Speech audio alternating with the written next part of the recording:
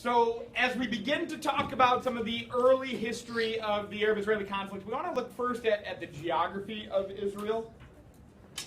Israel today, as a recognized nation, occupies much of the same land as the historical region of Palestine. Israel and Palestine as actual words are very old terms to the beginning of historic times, right? When we started to actually write these things down and recognize what's going on.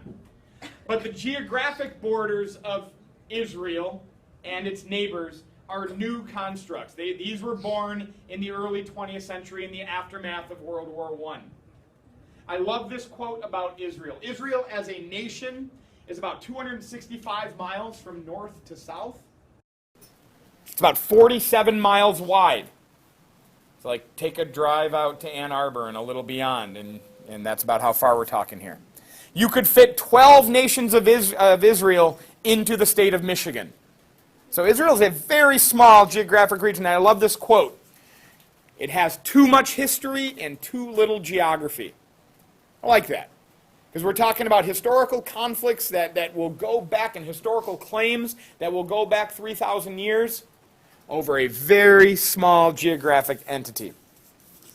There's a lot of variety within the geography of Israel, and I want to hop over to this map. There's a lot of variety in the geography of Israel.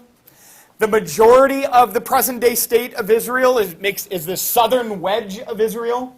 That southern wedge of Israel gives Israel a small port on the Gulf of Aqaba, which gives Israel access to the Red Sea without having to go through Egypt. That's going to be part of our story as we press forward. But this part of Israel, the southern portion of Israel, is desert. It's a desert known as the Negev Desert, Negev. The majority of the towns and cities in Israel are in the northern portion, and most of the population is along coastal regions, along the Mediterranean Sea. We can also see, based on this map here, that the western portion of Israel, closer to the coast, obviously lower-lying areas, that's where most of the fertile ground is going to be. And in fact, the highlands of central Israel, where the West Bank is, that creates what geographers term as a rain shadow, where heavy rain clouds pick up a lot of moisture over the Mediterranean Sea, and they make their way to land, and they see these mountains, and they're like, oh, I wonder what's on the other side of that mountain, and they try to get over the mountain, The same thing happens in Washington, right? As they try to get over that mountain, they're like, oh man, I'm so heavy, and I rain. That was weird. Okay, and I'm going to rain, and I'll let all that rain go because these clouds can't make it over the highlands. And then the clouds can make it over the highlands, but the lands to the the east of those highlands, the lands to the east of those rain shadow, like the eastern part of Israel or Jordan or even further to the east, they fall in what's known as the rain shadow. They don't get a lot of those rains. Kind of like western Washington compared to eastern Washington and into Montana. Much less rainfall there. All right? The origins of these terms, as we said, goes back a long way. The origins of these terms go back a long way. For the word Palestine, this word is derived from the word Philistine. And there were, a few thousand years ago, some people in the region that were known as the Philistines. These were an Iron Age people that lived along what is present-day Israel. But by about 600 BCE, they were largely gone, blending in with other populations. The earliest record... Yes, sir? Still call them Philistines in the Arabic language? Very interesting. Okay, excellent. We're using these Romanized terms. The Romans, they called it Palestine. The earliest existing record of the word Palestine comes from a Greek historian named Herodotus. And now we're going back about 2,500 years ago to get to the name Palestine being used by outsiders. It is important to note that these people at this point in history are not Arabs. Arabs are nomadic peoples of the Arabian Peninsula at this time. Arabs don't leave the Arabian Peninsula for another 1,000 years plus. So these Palestinians aren't Arabs. So they're not completely like the Palestinians of Palestine today. All right. Much of what we know about Israel, or the land of Israel, comes from biblical histories. Biblical histories and biblical archaeology cannot always be seen as the best historical sources.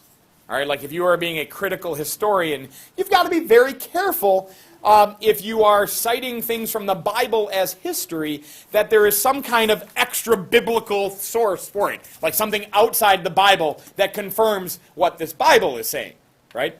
Because much of the Bible is writing about things that happened many, many centuries before they're actually being written down. And we can see why that would be problematic for an actual historian. Claims for these lands are historic, and they are tied, especially by Jewish claims, to the Bible. And here we go back to the earliest patriarchs of a monotheistic faith that eventually becomes Judaism, and later Christianity, and later Islam, a guy named Abraham. Abraham is the first person, and he didn't live in this area. Abraham is believed to have lived further into east in what is present-day Iraq, from a city called Ur. Abraham is the first patriarch of this monotheistic tradition that evolves into Judaism and Christianity and Islam. Now, you guys have all heard of Abraham. He's the guy that God put him to a test and told him to take his son to the mountain. You guys remember this story? And he was to sacrifice his child, a boy named Isaac.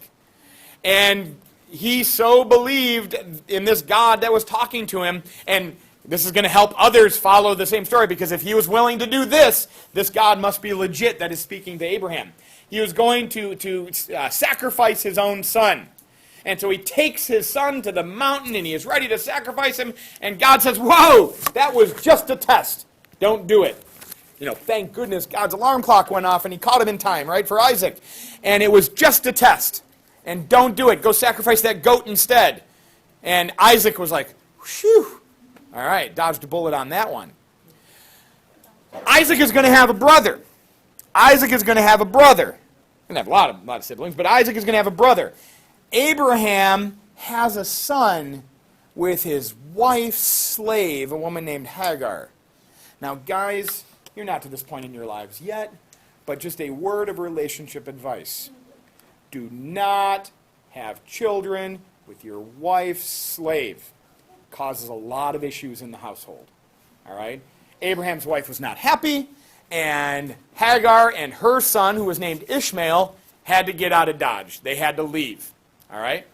It is believed, as we start tracing roots of these peoples, it is believed that Isaac continues the line of who is eventually going to become the Hebrew people.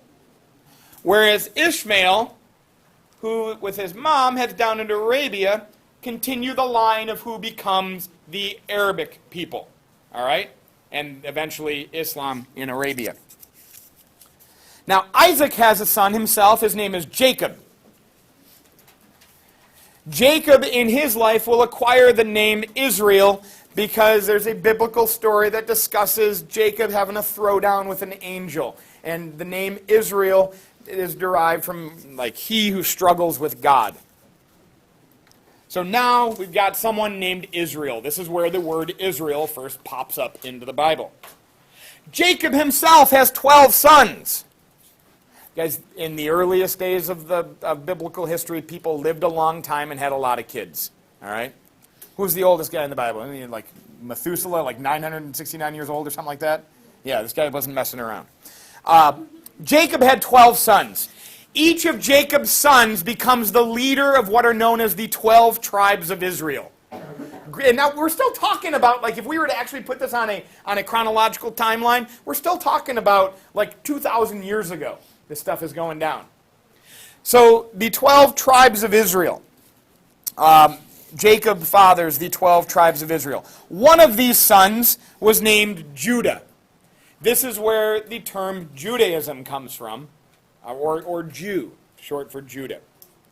So the term Jew is like the people in tribal relations to Judah. Now, as the Bible goes on, eventually these people, these descendants of Abraham, start having hard times and they flee to Egypt, where they're eventually taken in as slaves in Egypt. Moses, you guys are familiar with him. Now we're made it to the second book of the Bible. Moses eventually frees these Hebrew people, and they head back to what they believe is the land that God had promised them, and that is this land. The first extra-biblical, and that means like outside of the Bible, the first extra-biblical source that we have that talks about these people comes in the form of this. It's called the Merneptah Stele, S-T-E-L-E, Merneptah Stele. These are found throughout the Middle East. They're big stones, and they have inscriptions on them. This one comes out of Egypt, and it discusses all the places that the Egyptian pharaohs had conquered. And these Israelis were among the list. This was around the year 1200 BCE. Fast forward a couple hundred years into the future, we get around 1,000 years BCE. Now remember, this is 3,000 years ago still. So we're still dealing with some really old stuff. And guess what kind of actual historical information we have from 3,000 years ago? Virtually nothing. Virtually nothing. All right? 3,000. The highlight of Greek history is we're talking about 2,500 years ago. So we don't have a lot of stuff. David, King David. Now you guys have probably heard of David in Bible stories of David and Goliath. Goliath, the giant, was a Philistine. David was a young Hebrew. And he slew Goliath, and he became so popular and prominent, he became the king of these Hebrew people. David is devoted to this cult of a god that the Jews call Yahweh, one God. But there is no archaeological evidence whatsoever of the existence of David. There's nothing historians have found. It's in the Bible. That's all we have. It's still going too far back. The stories are too old. We don't have anything. There is some writings from about the 800s that give reference to a kingdom of David, but nothing from actually David's time. David dies, and his successor is named Solomon. Solomon is important to our story because Solomon builds a temple. And he builds that temple in their capital city of Jerusalem. Call it Solomon's Temple, or the Temple of Solomon.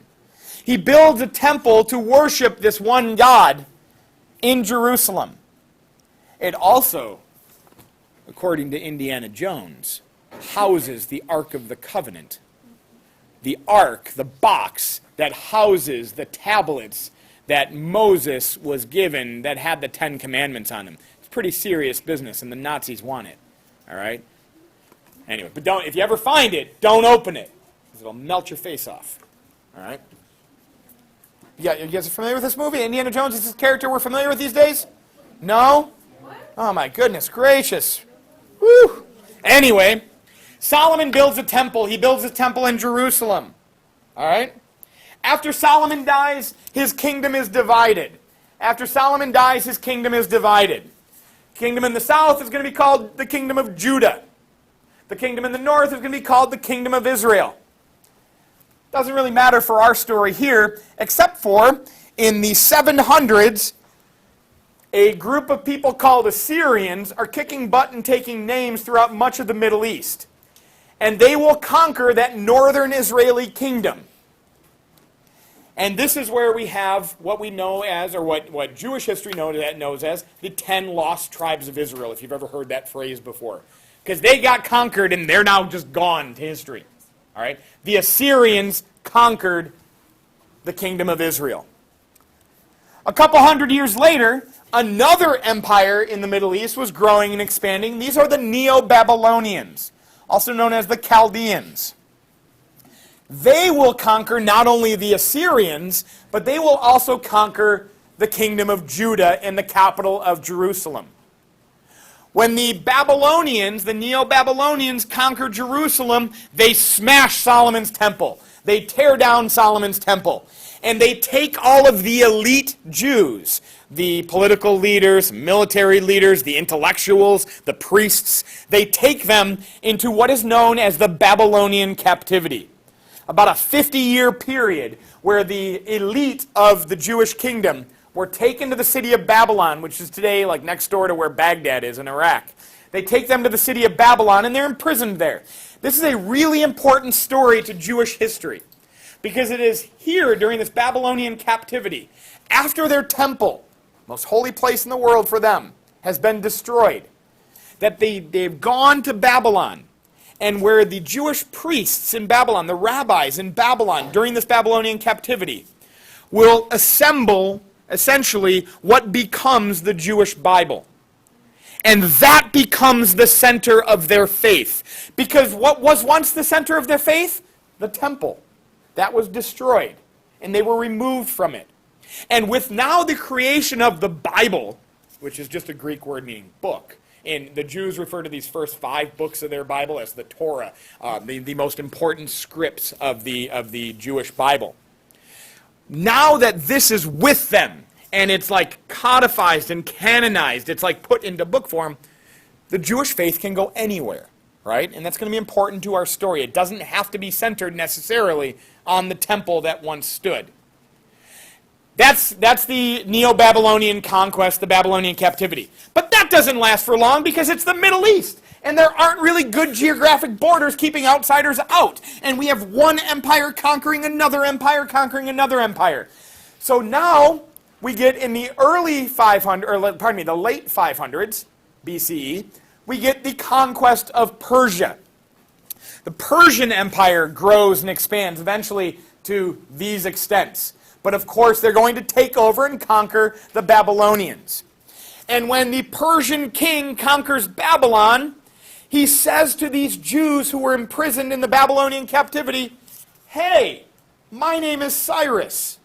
You are going to think I'm pretty great. In fact, in your books, call me Cyrus the Great. That will help people think fondly of me in the future." And there is no non-Jew that is spoken of more highly in the Jewish Bible than Cyrus. Because he frees them, he lets them go, because Cyrus recognizes something that a lot of other future leaders are going to learn and recognize as well. If you're going to be in charge of what I like to call a massive multi-ethnic empire, this huge empire with all kinds of different people living in it, you have 2 ways to rule these empires. You can rule them with an iron fist, which eventually is going to tick a lot of people off and they might try to rise up and overthrow you. Or you can be kind of chill. And you can let local people live how local people want to live and practice how they want to practice. And if they want to be Jews and practice their faith and we'll let them go back to Jerusalem, I'll even let them rebuild a temple. That's cool. You do that. Live your lives as you see fit. As long as you pay taxes to me and pay homage to me as your king, we're cool. And the Jews were like, yay, the Babylonian captivity comes to an end. We get to go back to Jerusalem. We get to go back to Jerusalem. We can reconstitute our temple. We can build a new temple. Yay! Yes? Were all of the Jews glorified? No, not all of the Jews, but we're talking mostly like the politically elite and the priests, like the powerful, the leaders of the Jewish community. All right. After the Persian conquest, the Persians are going to find themselves at having some beefs with some Greeks. Now, this is a little side story here. There's going to be a series of wars known as the Persian Wars. This is where, you hear about 300 Spartans at Thermopylae Pass, right? And the god King Darius trying to defeat them there. The Persians are going to fight some wars against the Greeks, right? After the Persians fight the Greeks start getting into some civil wars with each other. They start having beef with each other. There's a war between Athens and their friends and Sparta and their friends called the Peloponnesian War. Are you guys having some flashbacks to 9th grade? Maybe, hopefully. There's a war called the Peloponnesian War. The outcome of this war is important because the Greeks fighting the Greeks weaken the Greeks. And with weakened Greeks, a guy named Alexander the Great, or his father first, a guy named Philip of Macedon, is going to be able to conquest the Greek world. And then his son Alexander will be able to put together, pretty rapidly, within 10 years, one of the biggest land empires ever created. It would be the biggest land empire ever. Looking good, Eddie. All right. Harrison Shuffle, we'll call this. The largest land empire ever created until Genghis Khan and the Mongols. All right? Now, why do we care about Alexander the Great? Well, because he's going to conquer all of this. Alexander's going to take over the land of the Persians and the land of the Jews. And then Alexander dies, and he divvies up his empire amongst 4 important generals. All right? Now, everything's cool for a couple hundred years, but eventually there's a ruler of this region, of what is today Israel, named Antiochus IV. And Antiochus IV starts proclaiming himself as a god king, and he tells the Jews that they can't practice their own faith. And they don't like this. They want to practice their faith. And in the 2nd century BCE, the Jews of this region revolt against their god king. And this is known as the Maccabean Revolt. A guy named Judas Maccabee started it. The Maccabean Revolt. You guys are familiar with the tiny little instance of this revolt when it didn't look like it was going well and we hardly had enough lamp oil to last us through a night, let alone 8 nights. Poof, Hanukkah comes along. The Maccabean Revolt is successful. The Hebrew people gain independence for the first time in centuries. This doesn't last long, though, because the Romans come in. And the Romans will eventually conquer this region. Now, the Romans are ruling in much the same way that the Persians were ruling, as a massive multi-ethnic empire. Hey, Jewish people down in this area, if you want to practice your faith, knock your socks off. Just keep the peace and don't cause a ruckus so we'd have to bring in the army. That's expensive. We don't want to do that. And pay your taxes and everything's going to be kosher. This is actually an appropriate word to use. It means things will be okay, but the word kosher means it's food you're allowed to eat. Like if you look at your candy bars and there's a little K on it or a little U with a circle, it means it was sanctioned by a rabbi somewhere that it's legit for Jewish people to eat. But anyway, do what you want to do. Do what you want to do. Well, many Jews in this region of the Roman Empire, some start to rise up in protest of Roman rule. All right? And now we get ourselves to about 70 CE. There are some uprisings, some Jewish uprisings in around the year 70 CE. And the Romans have had enough. And in 70 CE, the Romans smashed the second Jewish temple, the temple that the Jews had rebuilt when the Persians let them go back home. They smashed the second temple. All that is left of that second temple, there is a picture of the second temple, as it might have looked in Roman times. All that is left of that second temple is the western wall of that temple. What is known by Jews as the Western Wall, it's the Western retaining wall, big boulders holding up the land, or the Wailing Wall. It's one of the most holy sites in the world for Jews. They will go there, they will pray at the Wailing Wall, they will put little prayer cards in the cracks of the wall for God to answer them. And this is now an important site in the Jewish faith. The Jews, after 70 CE, because the Romans squashed their temples, most of them fled. It was pretty much a you leave or you will die kind of situation for the Jews in Palestine. And so they left. Some Jews went to Egypt. Some Jews went to Arabia. Some Jews went to present-day Iraq. All of these countries had vibrant Jewish populations up till about 70 years ago, when all of the Jews were forcibly removed from those countries. All of those countries had viable Jewish populations and vibrant Jewish populations, especially Iraq, especially Saudi Arabia, especially Egypt. All right? Jews also fled to the north in what is today Europe.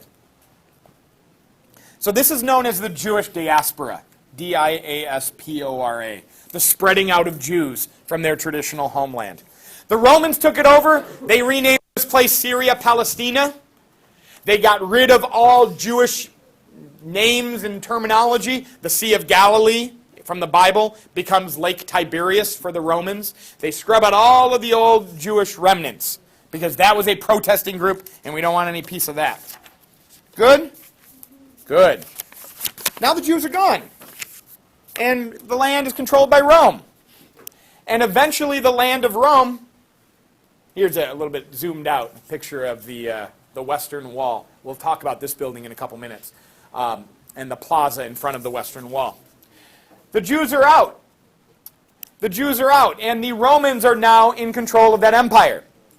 Eventually, the city of Rome falls, but before the city of Rome falls, a second capital was built for the Roman Empire in the city of Constantinople, on the former grounds of the city of Byzantium. So when Western Rome falls, historians now refer to the Roman Empire that is left as the Byzantine Empire. And the Byzantine Empire will continue to control the territories that the old Roman Empire had controlled, especially in the east. This lasts until the 7th century and the advent of Islam. All right? Byzantine control of Palestine will come to an end in the year 639 when Muslim Arabs from Arabia conquer that land. And I'm going to talk for a moment about Islam and how it ties into our story of the Arab-Israeli conflict. Islam is a prophetic religion just like Judaism was, meaning there are prophets, human beings that God speaks to give God's message, God's word. Sebastian, thank you, sir. Muhammad is seen by Muslims as the final prophet of God, but in a long line of previous prophets that starts with Abraham, who's the same first prophet for Jews and Christians. Muhammad is the last. Muslims see Jesus as not God, as Christians see him, but as another of these long lines of prophets, of which Muhammad is the last. Muhammad lived in the late 500s, early 600s. He died in 632. During Muhammad's life, for about the last 20 years of Muhammad's life, he was visited by an angel, and the angel shared with Muhammad the words of God. Muhammad heard these words and was told to spread these words. And these utterances from Muhammad, which came from an angel, which came from God, and the angel, by the way, is the angel Gabriel, which is the same angel that went to Mary in Christian theology and said, "Hey, Mary, you're going to have a baby." And she said, "No, that can't be." And he said, "Yeah, I can." And she had baby Jesus, right? So the angel Gabriel is the same angel in Muslim tradition that spoke to Muhammad and told him the words of God. These words are eventually compiled, and they become the written Quran for Muslims. And that doesn't happen until about 650.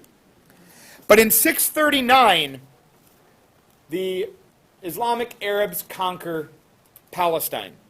Now, there's an important part of this story of Muhammad that connects Islam to the city of Jerusalem.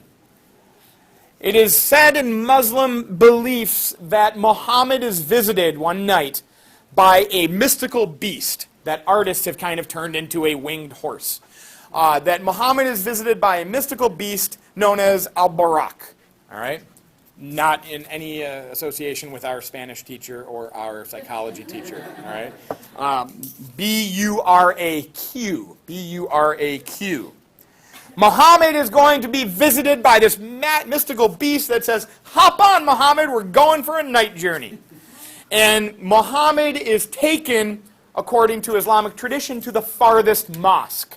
Now, the city of Jerusalem is not actually mentioned as being the farthest mosque, but later interpretations of what the farthest mosque would have been puts it at the city of Jerusalem. So Al-Barak takes Muhammad to the farthest mosque. When he gets there, you can't just let Al-Barak wander town on a willy-nilly. People are going to look at this winged beast and be like, "What? This is crazy." So Muhammad will tether Al-Barak to this wall in Jerusalem, and which Muslims will then refer to afterwards Al-Barak wall, like the wall of the mystical beast that took Muhammad to Jerusalem. Just happens to be the same exact wall that is the retaining wall of the old Jewish Second Temple. All right? Muhammad gets up onto what is known as the Temple Mount to Jews. Gets up on what is known as the Temple Mount on Jews. Goes up here. Steps upon a rock and ascends into heaven. This is the culmination of Muhammad's night journey. The rock that he ascends into heaven on is now within this building called the Dome of the Rock. All right? And this becomes an essential geographic space in Islamic tradition.